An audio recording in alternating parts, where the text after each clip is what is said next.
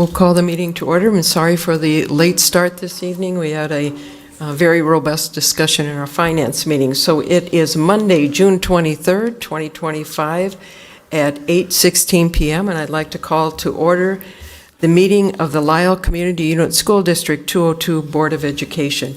Sims, could we please have a roll call? Yes. Ms. DiDomenico? Present. Ms. Foster? Present. Mr. Helderly? Present. Mr. Nagler? Present. Ms. Novosel? Present. Ms. Sims is present, and Ms. Allman. Present, thank you. Could we please stand for the Pledge of Allegiance? I pledge allegiance to the flag of the United States of America and to the republic for which it stands, one nation, under God, indivisible, with liberty and justice for all. The Lisle 202 mission statement is to provide our learning community with the essential education, skills, and experiences for future success. And we'll keep those thoughts in mind as we meet this evening. Next on the agenda is our public comment, and I believe Mr. Hummel, Tom Hummel, will speak.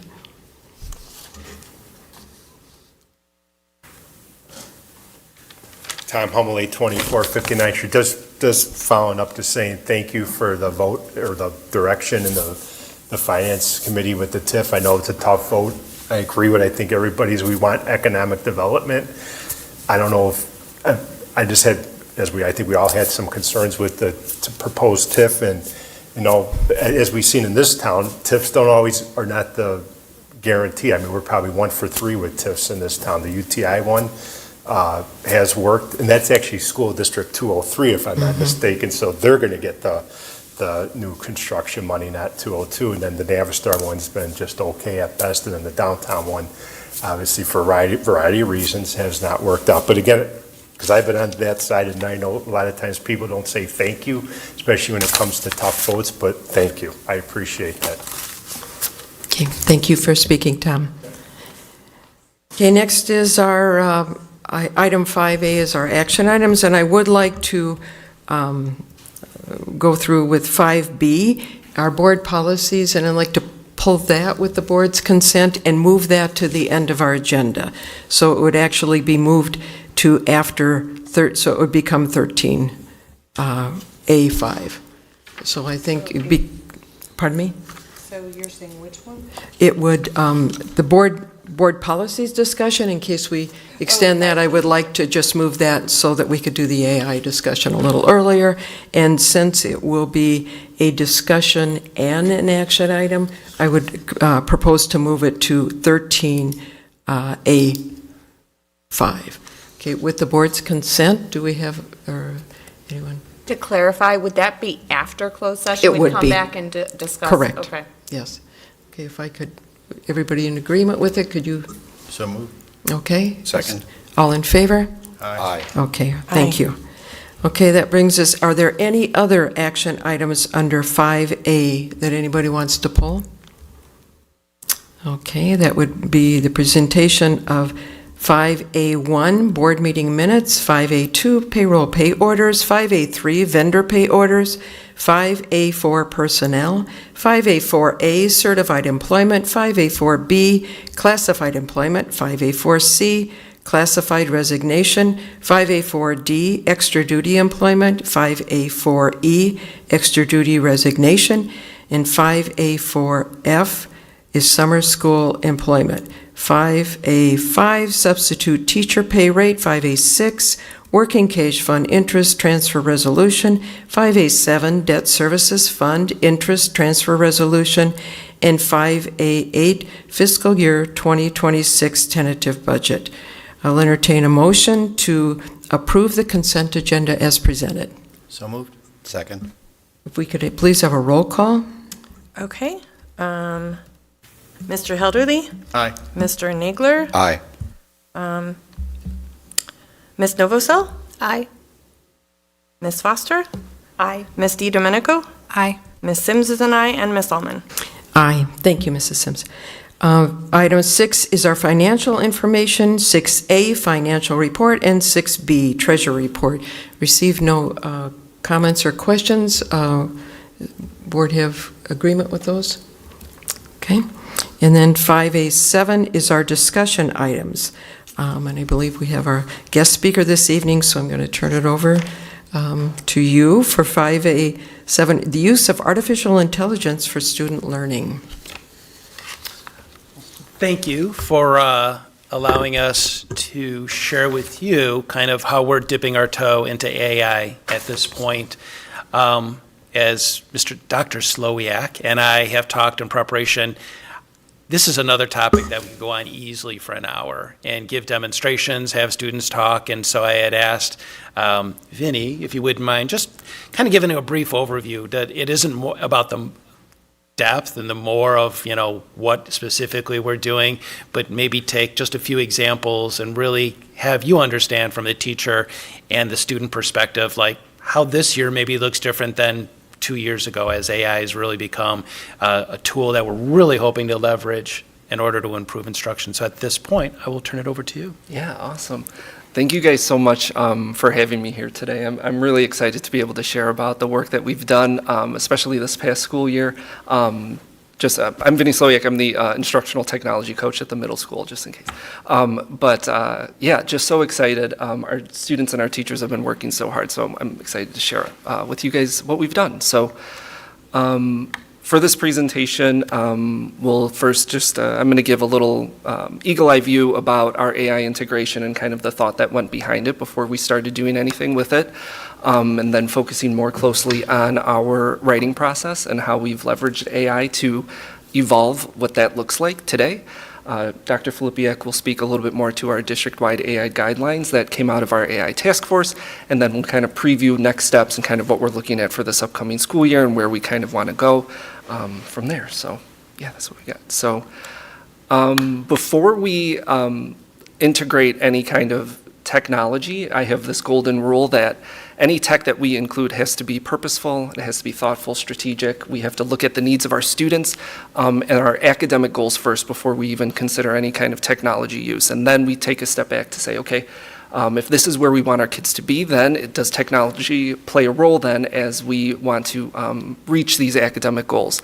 So that's my number one thing first. So prior to any AI integration, we first looked at what our biggest areas that we want to focus on for this school year, and two of the things that came up were our diverse EL population. As we all know, our student population has been evolving and changing, so how can we accommodate these learners who are coming in, as well as supporting our students with their writing. That was something that came up with our teachers. So that was our first kind of point of contact is let's look at what are we looking to do, and then how can we leverage technology to help us get there. So that was our first starting point. So after we kind of made that determination, we have pulled some AI tech tools, and as far as our EL population goes, it was really cool. We've had students moving in from Mexico, from China, who did not have any English acquisition at all. So we were able to leverage some AI tech tools in order to translate resources, level them appropriately to where these students are at, and generate ancillary resources that go along with it, which is really exciting because our first goal for these students that don't know any English at all is that immersion, where they're just trying to acquire basic English and assimilate to the culture that we have here, which can be quite the task. But now with these AI tech tools that we have to be able to leverage them to now integrate these students so they have more of an idea, can grasp what the students are talking about in class, it's really exciting and really cool to be able to have the students write in their native language. We use some other resources then to translate that into English too, so that was really exciting. But the bulk of this conversation will be about writing and how we've integrated it with writing. And we've done that a lot with through this program called Class Companion that we'll be talking a bit more about. So with Class Companion, this was the tech tool that we landed on as far as how we wanted to leverage AI with our students and what would be student facing. So I pulled some junior high students. They gave me some feedback. These were the top 3 things that they came up with of what they liked the most about using this tool, Class Companion, and then I'll go into a little bit more detail about it. But they liked how it coached the way that they could improve their writing. They have multiple opportunities to submit and get feedback, and it's also discrete, immediate, and it's on demand. It's whenever they're ready for it, which is really exciting. So First, it coaches ways for students to improve their work. So this tool, Class Companion, doesn't generate any of the content for the kids. The students are going through the writing process on their own, and then they're submitting it to this AI tool. Now, the AI is trained using a rubric that the teacher has designed, and I've worked with teachers and we've kind of sat together because it almost is a little bit of a different process than how we would generate a rubric typically, because you need to be very clear and specific with what you're looking for. So we've kind of had to do some fine tuning. So as we go through that process, I sit with the teacher, we go through, and then we're able to preview as we submit kind of exemplar student items to get that feedback to ensure that the AI is giving what we're looking for, that the students will be giving more accurate feedback. So that's usually our first chain of command, is that we go through, we make sure the assignment is in good shape, we go through some tests and trials to make sure it's good, and then we push it out to the students to allow them that opportunity. As the teachers are creating the assignments, they can determine how many opportunities the students have to submit and resubmit. They can do it up to 9 times. And this was one of the things that the students really liked about this process. It was allowing them to take bigger risks, I feel like, in their writing. That's one of our mottos that we've had this year as we were kind of working on, I forgot to mention that the summer before, just as it comes to like our pedagogy and everything and instructional practices, we worked together, some junior high teachers met over the summer to design some organizers and frameworks that we wanted our students to be able to follow. I had a teacher who was like, okay, my goal is that they're gonna write 3 solid paragraphs consistently across the board. Our motto throughout this year, though, was always encouraging students to take a swing, take a risk, and try something maybe unfamiliar. And because they have these multiple submissions, it reduced some of that anxiety that comes with the writing process, because it can be quite an intimidating experience. So the fact that these students have multiple opportunities to submit and get feedback is really exciting. And the feedback that Class Companion provides isn't just a 3 out of 4. It goes through and it provides descriptive feedback, and it's not just criticism. It tells them what they did positively and then provides areas for where they can improve their writing. It even will go through and underline certain sections of their paper that they can focus on. So it gives them something that's a bit more concrete to land on. Any opportunity you can have to make something concrete and something as abstract as writing is great. So it's super helpful for them as well.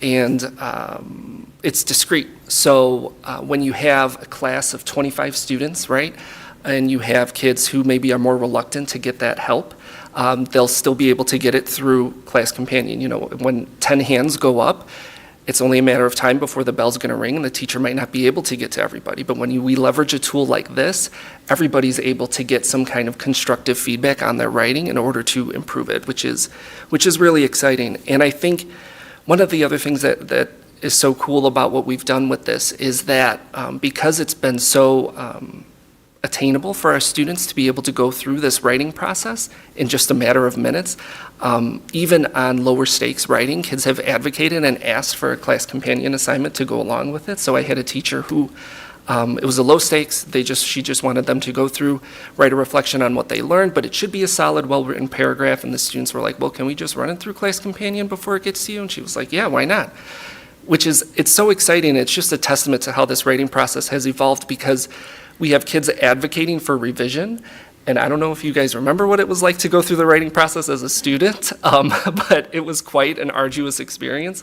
Oftentimes taking days upon days, even weeks, right? You go through, you write your paper, you hand it in, the teacher goes through and grades it. A couple weeks later, you get it back. You make those changes, you submit it back. And now it's all happening within a class period. And it blows my mind every time. It's really crazy, but it's exciting and it's motivating. So that teacher before who wanted the students to be able to just write 3 paragraphs, because of our foundational structure that we had put together in conjunction with tech tools like this to allow this feedback, that teacher was able to accomplish that goal by the end of the first semester. So then the students were actually writing 5-paragraph essays, at least twice, if I remember correctly, 2 times for sure, before the end of the school year, which is really exciting. And this was like the first school year where I felt like so energized by the end of it, because the kids were so motivated and excited and just like engaged. And it was, I don't know, we had a great school year and the kids were awesome and the teachers are great. So I'm really proud of the work that we've done with this. So Yeah, so we did meet as an AI task force too, and put together some guidelines that, Dr. Philbiak, if you'd like to speak to that. This was actually an interesting project. I think we had about 15 representatives in total, some from each of the different elementary, junior high, high school. And I think one of the big lessons we learned is some things have changed and some things haven't. And it really comes down to academic integrity. And the rules haven't really changed. Your mom doesn't write your papers. You don't get the World Book and, pretty much write what's in that book. I mean, if you're asked to generate something on your own, that's your words, that's your writing style. But if you do have an outside source or help, you need to at least reference it. And so as we worked through this, we found ourselves trying to write this perfect document, but in many ways it reflects what we've been doing for probably since the beginnings of schools. Like, we want to see what you know and what you can demonstrate. And so with AI being relatively new, it's super clear in terms of what's considered inappropriate. It's maybe 10%. And then it's super clear as to when it's appropriate, and that felt like 10%, but there was that 80% in between that we need to figure out.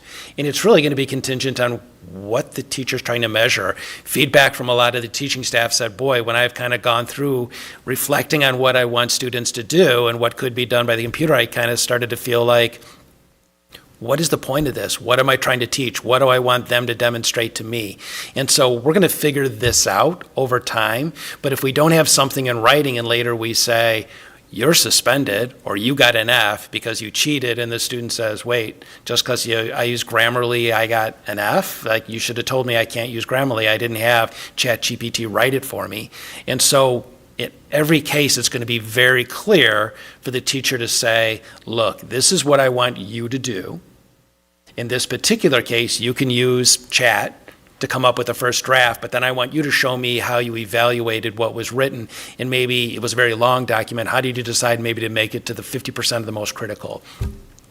Might very well be the opposite. Like, I want you to take a pen and paper and write this down. I want it all to be you because I want to see if you know how to spell. Versus have, a squiggle under what you wrote and it's like, ooh, right click, okay, this is how you spell scissors. And so we have to figure it out, but we need something in place. And so I don't know if the word is irony, but as we worked through, we looked at other school districts, we looked at some other models, we did some internet search, and just for fun, I went into ChatGPT and I said, write guidelines for the appropriate use of AI, and it came up with a lot of what you're seeing in our guidelines. And so that's where we as a group then I think appropriately said, all right, let's split this up. What don't you agree with in what's written? Ooh, I don't think that's true for us here. Ooh, I think this is redundant. I don't think this is clear. Okay, now what isn't there that should be? And so we added a few paragraphs. And so we anticipate this to be a fluid document. It will change over time. It will change as we learn. It will change as the internet changes.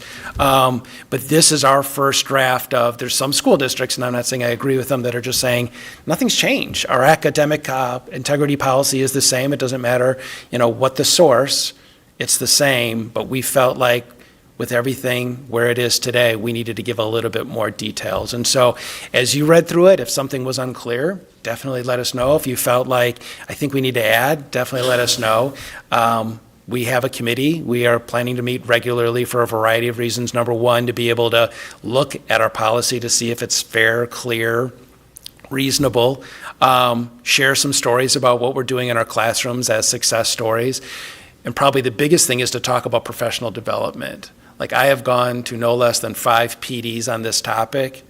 Hopefully no one is watching. Maybe I should say there was one of them that was really good, but I won't say which one.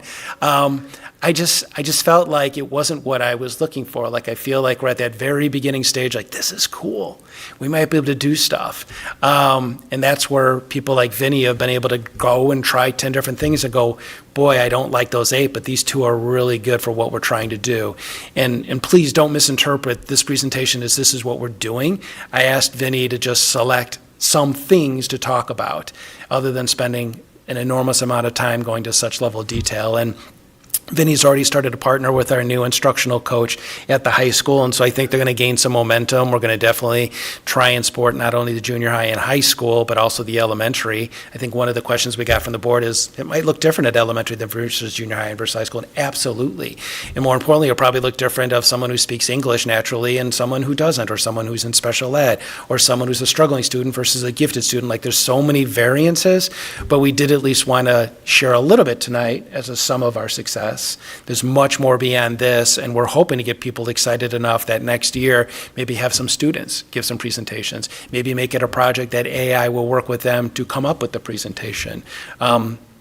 There's a whole spectrum of where people are in their learning, but I do feel, and what I've learned from other schools, that we are at or a little bit further ahead than what we're seeing at a lot of our neighboring school districts. So this isn't the presentation, it's the presentation tonight, it's where we are today. We'll continue to give you updates, I think, on an annual basis at a minimum. And we'll look at these guidelines and, again, welcome your feedback. If you have specific recommendations, just cut and paste what I put and then provide them to me, and then I'll make sure I get that to our committee. Anything to add about next steps? So just as we're looking at this upcoming school year, we'll of course just be planning on continuing the implementation that we've already done. I feel like as a building, as a district, we feel like we're experiencing some success. So we'd like to continue leveraging the programs that we have, but it just feels like this technology is evolving so fast and so quickly that who knows what new platforms are going to be coming out next year and the following years. So just make sure that we're continuing to explore alternative programs that are out there, things that might be filling our needs beyond just what we're able to do right now, which is great. And Google Gemini is just continually updating their terms. Gemini is Google's version of ChatGPT, so that is that generative content. And that's continuing to evolve, change, and update too, so making sure that we're up to date with that. And communication with our stakeholders, like Dr. Filipiak said, making sure that we're providing professional development to our staff, but I also feel like making sure that communication's going home to families too, because I want to make sure that they're staying up to date too on everything that we're seeing. I don't expect everyone to be as invested as we are here in this room, but they deserve to also know what are these AI tools that are out there and how might they be in their students' pockets. And we just need to all just make sure that we're on the same page with it, so. And I'm truly feeling, for the first time in public education, differentiation is happening like never before. I feel like I have such an appreciation for that, having now 2 kids of my own that are very different and having different needs. And to turn in your work, the teacher goes home with the 20-plus papers, they need to give feedback and get it back to you on a timely basis. Like, you're getting the feedback now. I don't even remember what I had for lunch yesterday, let alone what I wrote. And so to be able to go in and being able to give my best shot and have somebody independent of the teacher be able to say, work on more on this area, not give me the answer, like, this needs improvement, this, you did a good job here, but, and so I can get this immediate feedback, and by the end of when I'm working on this, I feel like I've made such progress, rather than giving my 3rd revision to the teacher, who then has to slough it home in their backpack, grade it at night after dinner, and then bring it back the next day. So I think that we've always struggled with the struggling students getting to catch up to their peers, always teaching to the middle, and then maybe holding back the kids who are maybe accelerated. And I think the computer, for the first time, has the ability to give timely feedback and exactly what you need, so that you'll progress in a way that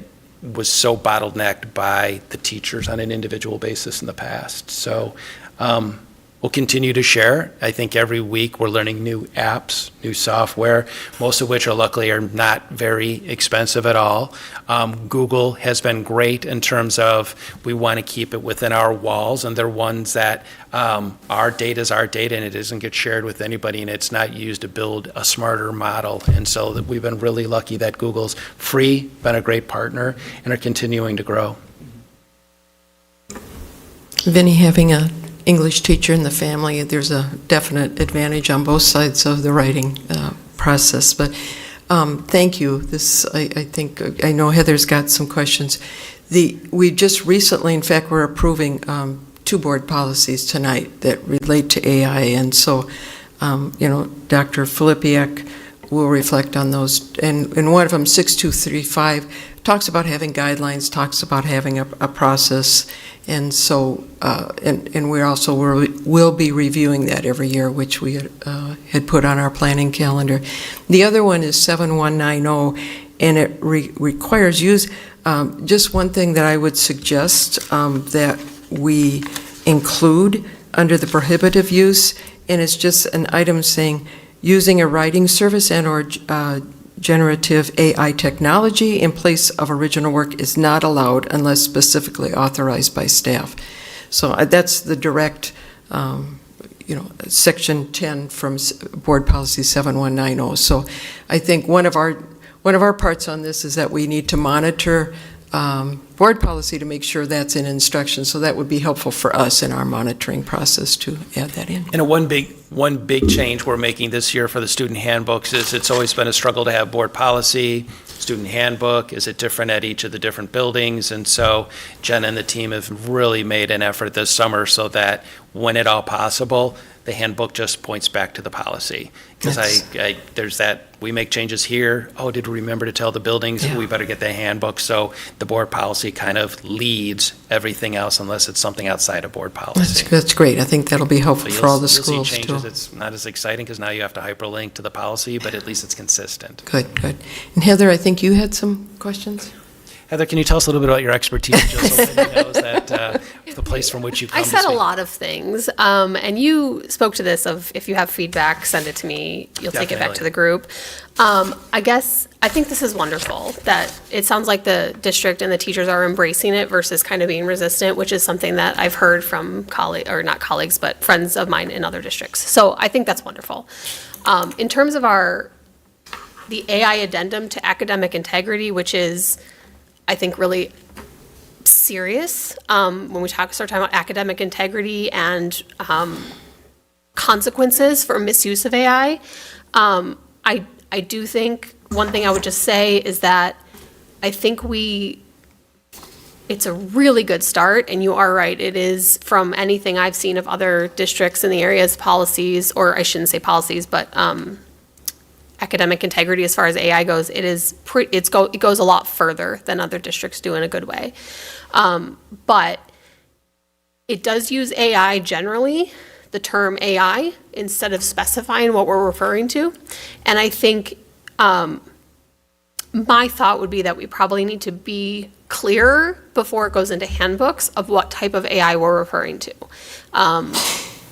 The example, not to be pedantic, but the example I would use is that, like, spell check is AI. Okay, so are we saying students can't use that? It's kind of what it kind of reads like that right now. So I think that was I said a lot of things, but a lot of notes, and it but would that's be really what it wonderful boils down to. If you could just cut and paste, what's included in the board packet and then just, highlight, like, I would suggest you change this, expand this. That would be really helpful. Yeah, I mean, sure, I can do that. But that was my only comment to this, because we say AI and it's like, well, what do we really mean? I think it's a evolving topic, and I think this is, the addendum is a really great vehicle for education as well. So offering some examples of, like, what do we mean? If I can use ChatGPT, this is where students might say, oh, I'm violating academic integrity and that's plagiarism and I don't want to do that, I'm scared. But, like, I could use ChatGPT to help explain a topic in science class that I really don't understand while I'm studying. That's okay. Did my teacher explicitly say it's okay? That's where I feel like examples could be really helpful in the addendum. So that's the only thing I wanted to reinforce how passionate I am about. And I think one of the things that was in that, one of the items that we discussed too was having kind of like a stoplight system that would include examples of, like, what would be a green light for, like, if you're studying for a test on the outsiders and it's on the first 3 chapters, to ask or consult ChatGPT to say, generate questions for me so that I can review for this assessment that I have coming up. That would be like green light, like that's always appropriate for you to do. And like the example that you said would maybe be a yellow light type thing of, like, maybe with the teacher's guidance, then you could do something like that. And then a red light would be like having ChatGPT generate something, and then I'm going to copy paste that and turn that in. We should never be doing that. So that might be more of like a student friendly approach so that they have got a better understanding of that. And then that in conjunction with our professional development, so that our staff knows too of this is your kind of language that you can use with students to when they are able to use AI or when maybe it's not the best idea. And there was two terms that resonated with me in your email. You said generative AI, and then there was a different term.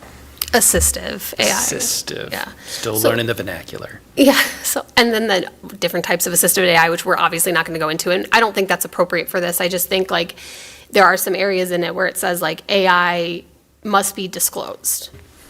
Well, I use AI when I Google things because Google searches are AI powered now, right? And if Gemini pops up, I don't want it to, right? So it's not so much what we're doing, and I think the red, green, yellow is great. I think my comment was just being careful about the wording in something as significant as an academic integrity addendum. Thanks. Yeah, and just building upon what Heather shared, and I agree with you. I've heard of examples where there's confusion in students on like what is acceptable AI. So the plan would be to be very clear about like, this is the platform that we're allowing on this assignment so that people don't say, oh, I use this one in science class, and then they go to use it in English class, and that, it's bringing them down a different path, or, they think it's okay to use AI and they use something out there that's, completing a function that's not what you guys want it to. Okay.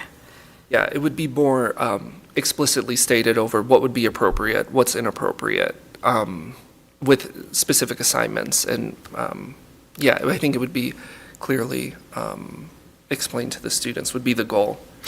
And I would think, more importantly, if it wasn't clear, we would not be able later to give you an F or have some sort of ramifications if we weren't clear. And so trying to develop when it's clear and when it's that 10%, for sure you can't, 10%, yeah, that makes a lot of sense. It's just going to take some time to get the 80%, and I would hope I got you with a student if we were in that 80% and we really weren't clear as to what we expected.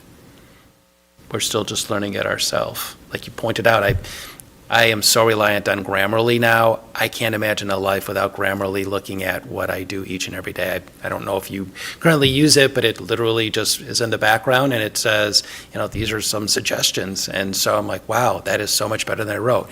Haven't invested in the premium yet, but I'm so close and I don't consider that to be cheating. I do think it's assistive, similar to back in the old days with, spell check and it checking to say, that's not how you spell. Fill in the blank. Other feedback, thoughts, say this isn't, again, the one and done. This is kind of talking about where we are, and hopefully next time we'll have our other coach with us to kind of share some of the things that have also been happening at the high school. The one thing I'd be interested in, you give the example where they write something, AI says, oh, you can improve it this way. At what point do you just say, well, AI told me I should write it this way? And how would you gauge if the student really learned how to write better versus AI just telling them what to do as a crutch? Also, AI only has an opinion of what that should be, but is it the correct opinion? Because it came up with an algorithm that says, it should be like this, because my LLM is full of these examples, versus the teacher going, well, no, you really want to write it this way. So it's where the teacher's experience is, this is also an acceptable way to write something, and not say if the AI is wrong or the teacher is wrong.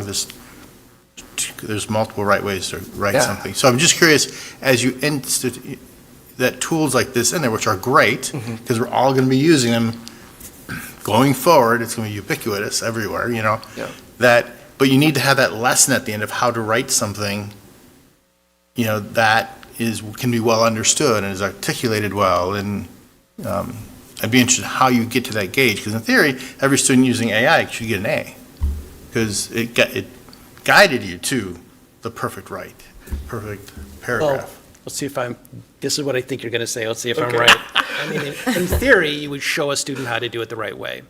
And then you assist the student and kind of let them do more on their own. And then in the end, they should be able to do it on their own. But I do think a lot of the reports that you've utilized, AI is great to be able to talk about.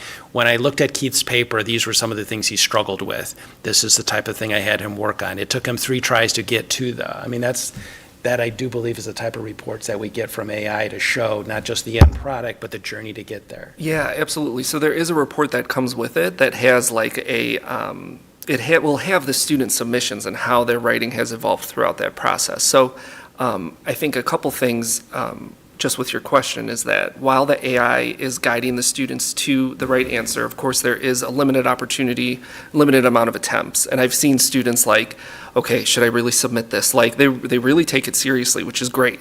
But it is a limited amount. So that at least it's not this perpetual loop that the students get stuck in. There is an end point to it where they have to have their final submission. I think too, as we rolled this out, I was pushing into classes and kind of co-facilitating with the teachers. And one of the things that we made sure to try to emphasize to the kids is that this is a tool and this is just one additional resource that you can use. This was like the kids' first opportunity to go and get feedback. And we have to, we said, think like a writer. Like, if this is something that you think could improve your paper, then you should try to integrate it. I mean, it's also not perfect, as we know. It's not a perfect system. There's a student who came to me and showed me their computer, and it said, well, it's telling me that I need to use quotes and italics for the title of a book. And I'm like, well, that's not right. You need to use italics only, and that's it. So you, as the writer, then need to lean on your knowledge and make that decision to say, well, actually, you know what, I'm not going to follow that advice. So it's all just feedback for them to start nudging them and moving them in the right direction. But they, at the end of the day, are the ones who's submitting the work, just like the teacher's the one who needs to assess it because they're the ones putting it in the grade book. So I think that's definitely part of our, when we're training the students on how to use this tool, it's that you need to make sure that whatever you're pulling from this, you are using with discretion and you're using thoughtfully. And I think that kind of critical thinking is going to be invaluable moving forward, so. Great. I assume there's some math AI tools as well in here? We've talked a bit about Conmigo as a math tool. I think that's one of the big differences between these large language models like ChatGPT and Google Gemini is that they are not calculators, and I have played around with that before with our math teachers, and it will get numbers wrong, or it will just output 10,000, and it's like, well, that's not the answer, so how do you get there? And it'll show all the correct steps. And it's like, okay, so what's the answer? And it'll say 10,000. It's like, no, that's not right. So, but again, that's that critical part of it that we'd have to train students. But there are some tools, and I love your point about like AI. Like AI is everywhere. AI is your Roomba is AI. Google Forms is an AI too, because you're telling the robot what the answer is A. That's artificial intelligence. So, I lost my point. I lost my train of thought. It seems as though math is still in its infancy in terms of what we see the value to students. So we didn't even get into the teacher side of things. Vinny had also talked a lot about how it's helping teachers develop lesson plans, how it's being able to assess things, how it's developing rubrics in order to grade things. And I was like, that's exciting, but I think my opinion with the board would rather hear how it directly helps students, not necessarily teachers. Yeah, and I got my point back. So, and we are, just as we're kind of clarifying and differentiating between different forms of AI that we do have a program called IXL that also our students, it's not necessarily in the gen ed classroom, it's on either end of the spectrum, so our students who are kind of moving beyond what iReady is capable of, as well as our students who are maybe need a little bit more support. But that's another kind of AI that we have where we'll go through and assess student skills and then suggest different pathways for them to go down with zeroing in on specific mathematical skills. So it's not necessarily as coachable as what we're seeing with like a program like Class Companion, but Conmigo maybe sometime in the future. Otherwise, I'm sure by next school year there's going to be some other Class Companion, maybe offshoot that's specifically with math, but yeah, not as of yet. I just have one question for clarification. In your instructor guidelines and discretion, is that each individual instructor makes a decision, or is that common among, like, let's say, the 7th grade course team, or are different teachers in the 7th grade, ELA course team making different decisions about the use of the AI? I think it would be really, as we kind of navigate this process, my intuition is that it would be more so like a case-by-case basis. And I mean, we're a small enough district where there's one 7th grade science teacher, so she can make that determination of if it's appropriate or if it's not. But in our classes where there's multiple teachers, like especially in our English department, I feel like those teachers would need to collaborate to make sure that they're on the same page, because as we all know, that consistency is so important, and our students thrive when things are consistent and fair. So yeah, I would say that it would be a team decision, or at least to allow, I have this vision of the 6th, 7th, and 8th grade and beyond teams being able to kind of look at that traffic light system to say, what do we feel like is appropriate? What do we feel like is not appropriate? Be able to kind of define that for ourselves, and then all be able to a 6 through 12 type experience where we can kind of share out. Because I do agree, at the elementary level, those are these foundational skills that what I feel like a ChatGPT can do automatically, but those are the building blocks for everything else that our kids need to be able to do. So I feel like it's more of a 6 through 12 definition of that traffic light, but that's just my 2 cents. Anybody else have anything? Vinnie, thank you very much. I assume some of the tools you described are part of that innovative instructional practices that you're sharing nationally, and has that been done? Is that upcoming? So that's what, yeah, so Kelly Nelson and I are co-presenting at the National Council of Teachers of English, which we're super excited about. Talk about take a swing and take a risk. We were so inspired this year that we really wanted to put ourselves out there. We're so proud of the work that our kids have been doing, and we felt like we needed to spread the word about all of the hard work that Lisle 202 has been doing on this, and our proposal was accepted, which was crazy. So Kelly and I will be meeting to kind of develop that presentation a bit more, but that'll be this November that we'll be speaking in Denver National Conference. They gave us a full hour-long slot to talk about our student experience, teacher experience, and our AI task force for how we were able to kind of tackle this, and it's just, this is one school district's approach. We think it's been really great, but yeah, we're excited to share out with everybody. Congratulations.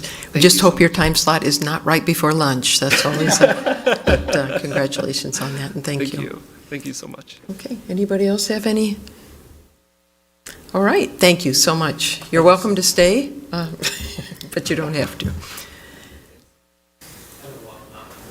Okay.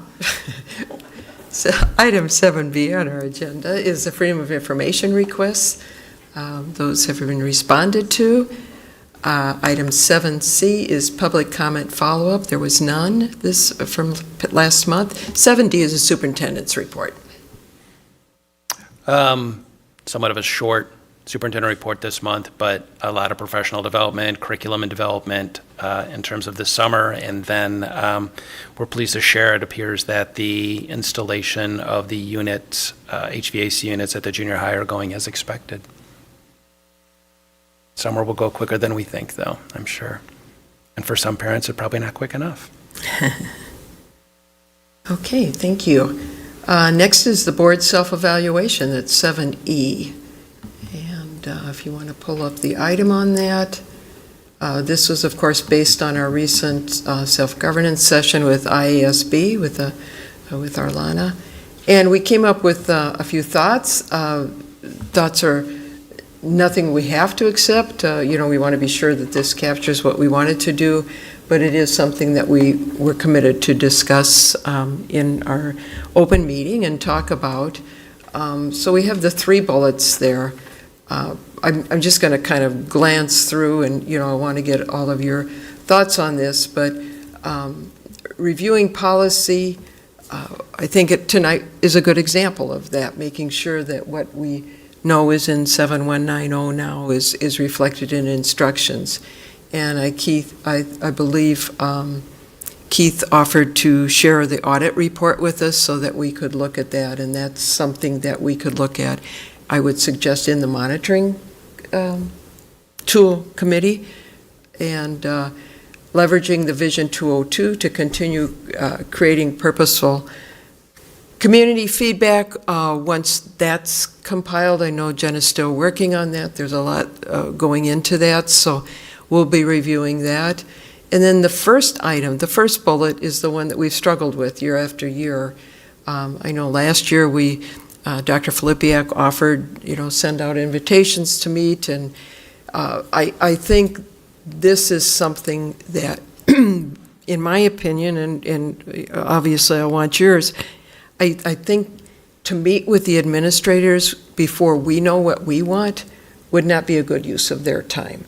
So I would suggest that the monitoring tool committee meet and talk about what are some thoughts that we would share with the board and then share with administration. That's my take on it, but I want to get anybody else's, especially the monitoring tool committee members, to see. Because I know, Dan, you and I had some ideas last year, but then we couldn't quite get everybody on the committee to the meetings. So if we want to resurrect that? Yes, I think we'll revisit what we had a year ago. I just think other priorities came up, so we just really Yeah. never finished the conversation.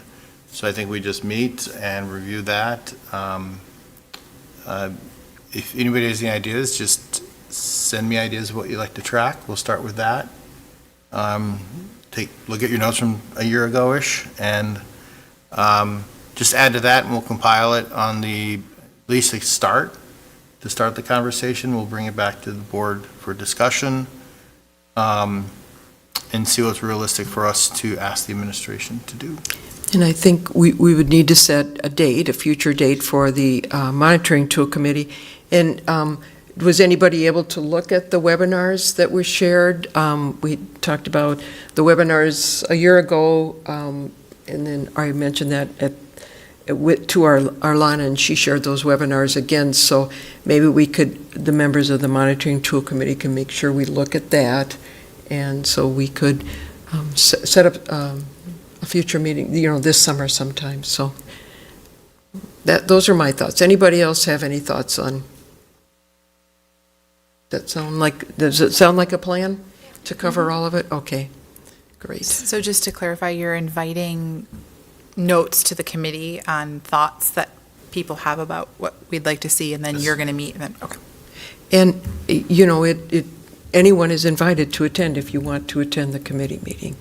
But that would be great to have some feedback on what do we see as high focus items. And I think also keeping in mind that is beyond what is already provided to us in the school improvement plans and on the ISBE website for the IARC. If looking at that, there is as we say, a plethora of data available, especially on the IARC website, and I'm not sure everybody is totally familiar with what's there. So those would be good ideas. So we'll get information out in the near future about it. Sound good? Okay. Item 8 is our committee reports. We've got facility master planning did not meet, finance met. Finance did meet earlier today in this very room, and I'd have to say this might be the first finance committee meeting that I would describe as a barn burner. There was an extensive discussion on the TIF, and we will hear more in the future about that. Okay, very good. Policy, I think we're meeting a little bit later. We'll be meeting later on that, yep. Okay, and Vision 202 did not meet, and again, that report, Jen is coming in the room, but I'm sure that'll be coming out later this summer. So we've got our 9 is our board representatives report. 9A, home and school did not meet. 9B, ISB, a delegate to board did not meet. So I don't think, did we? No, anything? No, I think the only thing there is this month we'll be starting for our recognition to fill out a long form with that, and then submitting that. So Pam and I will be working on that. I can't remember if they've got a date for the next meeting for fall. Yeah, I don't think so I yet. don't think that's out yet. And of course, there's always the weekend before Thanksgiving for the III meeting. Oh, yeah, that did come out. They've got that out already. That did come yeah. out already, so. I talked to Marilyn and said we'd do a reminder maybe the end of August. It seemed early to try to plan for November, but, or tomorrow. It seems early to plan for tomorrow. All right, intergovernmental did not meet, but I think there's several of us walking in the parade, so we've got all the details for that, and Heather, I'll get you your shirt, so I think I'll send out a reminder on that, where to meet, when to meet, got the bags ready. The Lend report is in there. Lisle Education Foundation did meet. That report was submitted. If anybody had any questions. SACID, the agenda for the governing board meeting is in there. Indeed. Okay. And any agenda items for future board meetings. I had asked about this over an email, but I know there's been some changes in some of our athletic offerings, and there's been a lot of conversation in the community about it. Is there an opportunity for the athletics director to come to a future board meeting and just kind of share some of their vision? Are you specifically talking about football or? Yeah, but I also think maybe just as long as they're here, just additional overview of the program in general, like if there's other things we have going on, or, Junior high, high school, both? What were you? let's go with both. Let's go with. What's everybody's thoughts on that before we? Is that something everybody would be interested in?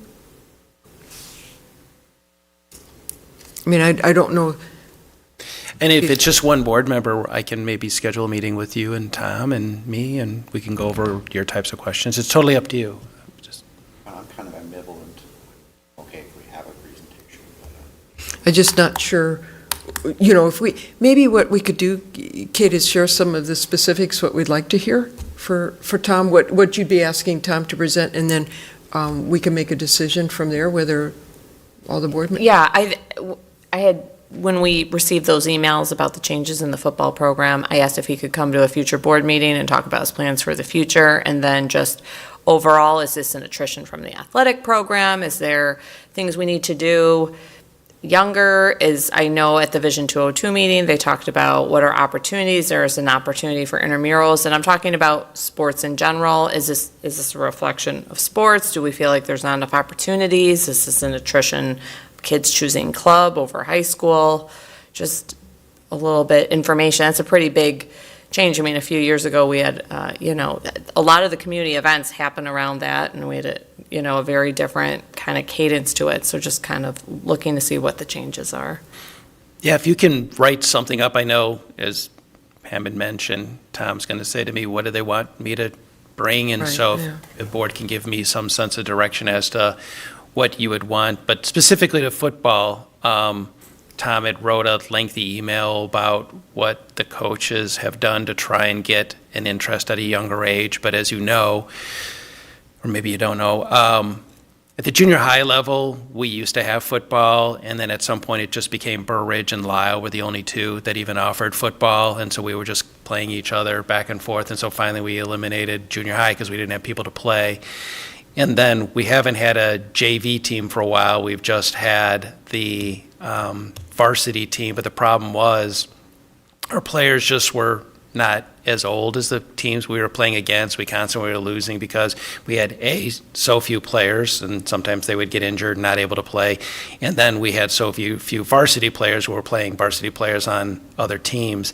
It just was not a successful program. And so very few students signed up at the varsity level. We talked to the parents. We tried to get as many students as possible to have an interest, and we just did not have enough students for a varsity team. And so the decision was to have a JV team. So we've only had one team for the last few years, I believe, but now instead of having a varsity team and having JV students play on it, now we have JV students with a few varsity players play on it. But again, that isn't to say Tom can't meet with you. That was, I think, what he had put in the lengthy email, but any kind of guidance you can give, I can meet with Tom and say, can you put something together in terms of a presentation on these types of questions? Yeah, I think we get a report of all the number of students and all activities, right? I'm just trying to think of other questions Yeah. I might have for Tom.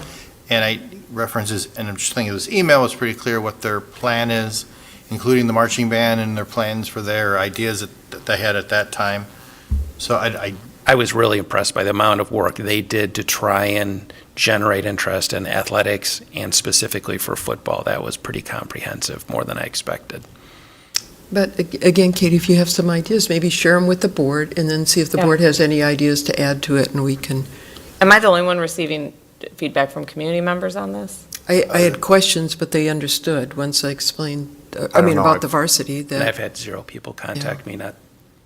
I would Most be more parents than are- happy to meet with anyone. Tom is really good about meeting with people and explaining the feedback. So if they would like, I would be glad to meet with them, and I'm sure Tom would too. I've had several people ask me about the varsity football team and like similar experience, explaining what happened was there's just not enough participation at the varsity level, and that the AD is working on trying to generate the interest at the JV level.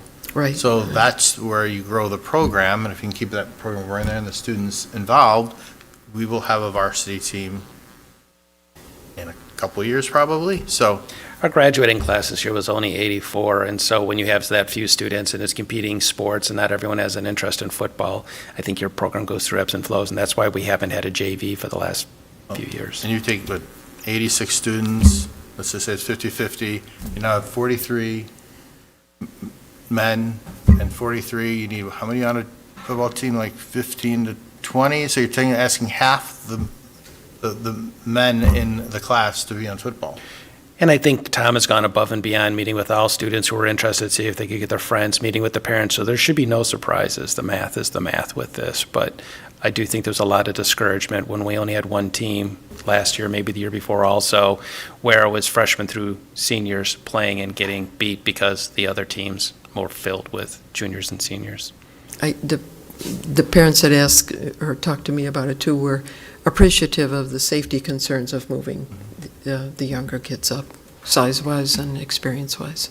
Yeah, and Pam, I will say, I've heard the same thing. I've never heard anyone agree that a freshman should be playing against a senior for the most part. Yeah, I think that's universal. I think just a lot of questions about how we got here. What does the future look like? Is this impacting athletics? I know of athletes looking at other opportunities at other schools just, to further their athletic potential. So I just, want to see what our opportunities are for the families who live here in Lisle to keep those kids here in Lisle and make sure we're offering the best that we can here in Lisle in that too. I know it's an extracurricular, but in addition to our education, I think it's a really fulfilling part of a lot of kids' student experience when they're here in the district.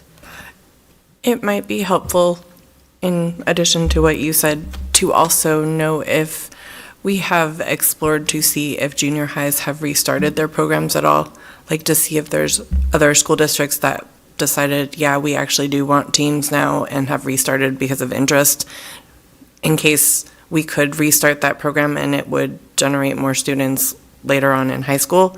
I don't know that that's the case. I don't need an entire presentation. I would just be curious about that question. So the junior high level athletic group meets on a regular basis. It's all the athletic directors and they talk about it. And so we would know if there was any changes in terms of junior highs wanting to add football to their program. Have we ever collected data on why students and our families are not interested in the football program in terms of participation? That would be one of the things Tom might be able to share. That sounds like a metric we'd want to add for that discussion. Yeah, and I'm just, football being like is it all sports? Is it this? Because I've heard of other teams where they're concerned about numbers for next year having enough to generate a whole team. So I don't know that it's isolated to football. Not isolated to Lisle. I mean, it impacts Lisle significantly because of our small school, but Tom said that he is hearing that there is definitely a decrease in the interest in football as a sport. But it all depends on the program. I mean, when you get to like a big Naperville and the number of kids they can pull from it, as a percentage, it's different. But I don't know. They probably have their A, Bs, and C teams, and maybe they don't have a C anymore and they just have an A, B. I can't speak at all to that. I just know Tom said it wasn't unique to us. We did start cross country at the school. I'm not sure that's the same season. I know they alternate over at the junior high. But that might be a... And I think we've all seen the ebbs and flows over the years. I mean, at my own neighborhood, soccer used to be huge, and then for a while, it was barely enough to have more than a couple teams play each other, and then it was huge again. Swim teams the same way. I think you just go through these time periods. If you have a group of kids who are very interested, and sometimes they're a great team, but we're at a point that there's not a lot of interest in football. But again, for the amount of work that it sounds like Tom and the coach has done, reaching out to the junior high level kids and conversation with students, trying to get them to sign up for it, it's not for a lack of trying. But let me know what you specifically want from Tom, and I'll work with him to have a presentation and try and answer all of your questions. More importantly, I think if parents have a lot of questions, we should continue to have those meetings with parents to answer their questions directly from Tom and the coach, and not be reliant on board members or superintendents. Okay. Sounds good. Let's see. Kind of lost space here. That's all right. We've covered that, so I guess at this point, again, I think we'll do policy afterward? You want policy with the consent item? Okay. So with that, item 11, I will entertain a motion to adjourn to closed session for discussion of the appointment, performance, discipline, compensation, or dismissal of employees and collective bargaining matters. So moved. Second. Roll call, please. Was that you, Kate? Yeah. Okay. Mr. Nagler. Aye. Ms. Foster. Aye. Ms. DiDomenico. Aye. Ms. Novacell. Aye. Mr. Helderly. Aye. Ms. Sims is an aye, and Ms. Allman. Aye. Thank you. We'll adjourn to closed session at 9:15. Thank you.